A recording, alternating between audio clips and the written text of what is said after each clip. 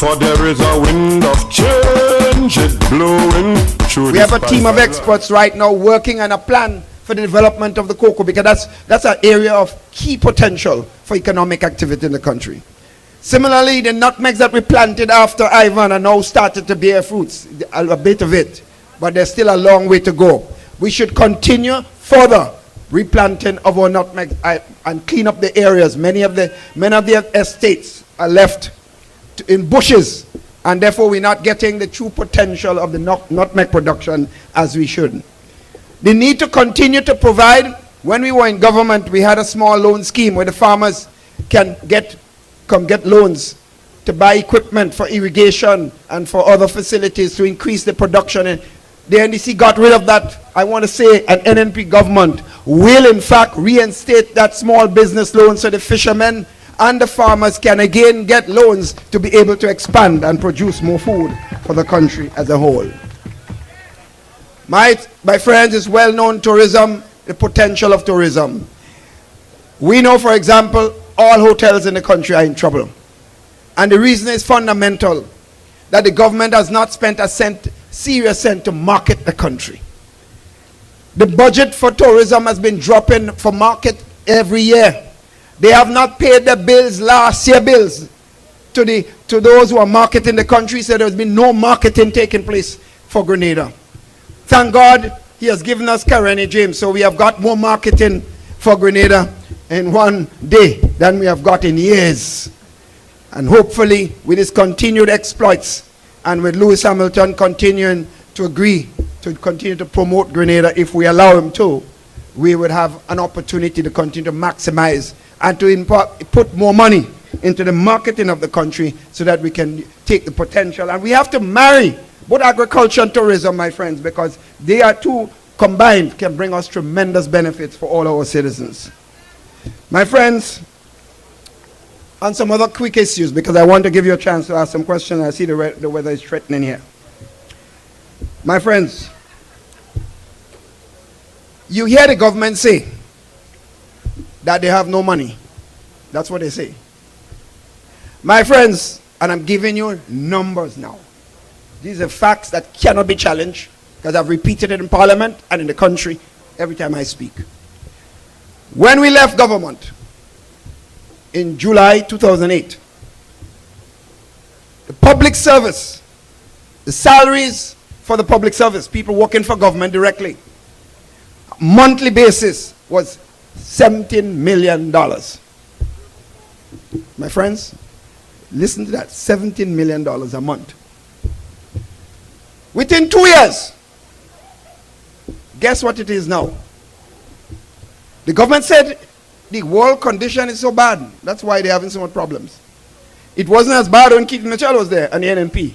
But yet, we were spending $17 million on salaries. There in 2 years, they now salaries $25 million in 2 years. And now it's $28 million and counting. That's $10 more million a month.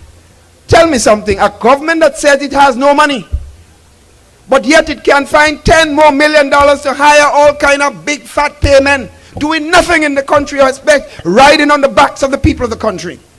All they do is spouting political jargons.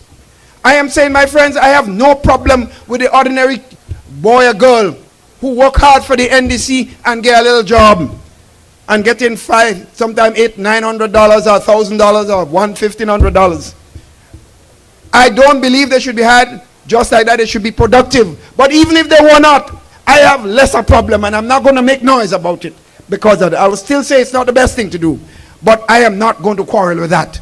But I have a real problem with people like myself who can get jobs outside of the government, come into government, drawing $10,000, $15,000 a month, raising the public debt in the country, doing nothing, not productive.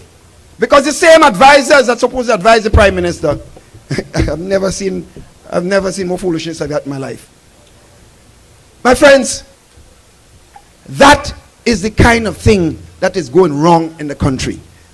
One man at the international airport the manager of the airport, and when I make this point, friends, please, I am not criticizing the man, because the man get a good money and a good salary. Don't blame the man. I'm blaming the government. So some people say attacking the man. I don't even call his name because I have nothing against the gentleman. We went to school together, and when I see him, we still have a drink. Because he can buy me a drink now. But my friends, you know what that man is getting? One man. Before NNP left office, the manager of the airport is getting $8,000. This one man is getting $27,000 a month. Tell me something. All of you in New York, you don't like to go home and get a $27,000 job, and you don't have rent to pay. You don't have to worry about snow. You're going on Granite's Beach as you wish. The life there would be so much nicer with $27,000, and most of it tax-free, my friends. That is the kind of thing, my friends, I think that is confusing our country. But another problem I think we have, whenever you're in charge of any institution, if you have a business, my friends, and you're in charge, you better be in charge. When things go wrong, don't blame the next person below you. Take the first blame. The manager, the buck stops there. My friends, I watch an incident in Grenada with my prime minister and your prime minister. At a press conference, a reporter asked the prime minister a question. A man called Glenn Noel gets up, take the mic from the prime minister and say, don't answer that. Don't answer no more question. I go answer it. My friends, in front of the whole world. Well, you know something? There was a certain prime minister in Grenada before my time. If a minister had done that to him, he'd call him up and say, Glenn, you're getting a bit too big for your shoes. I think you need to go and you need some rest. And you know what he would say? He would not get another chance to embarrass the prime minister again. My friends, what you have right now is a serious problem of chaos. The prime minister is telling the nation that his members of his government do not support his policy and that he has no confidence in them. That's what he says. But he still continues to run the government with the same members. My friends, the members are saying they have no confidence in the prime minister. And some are still supporting the prime minister to remain there. In the face of the challenges Grenada has, the prime minister has to be in charge. And he has to take charge. But he also must listen to his members and to take consensus on the way forward for the management of the country. I'm saying, therefore, my friends, what you have is chaos. Right now, the prime minister cannot count on more than 4 or 5 members who will back him seriously at this time. So right now, the party is split down the middle. So my view is, and I think it must be your view and the view of all business persons in Grenada, because of the problem taking place economically, is this. The prime minister should do the one noble thing. He says that he has to get a new team to really run the country properly. The members who control the party say that they understand the problem and they could do a better job. And the NNP feels it's the alternative to government and that it can do a better job than either of the two.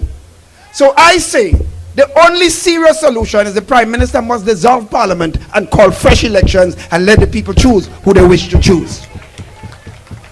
Note, I didn't say you should choose NNP or NDC or who. I said the people must choose. The choice must be back to the people of the country.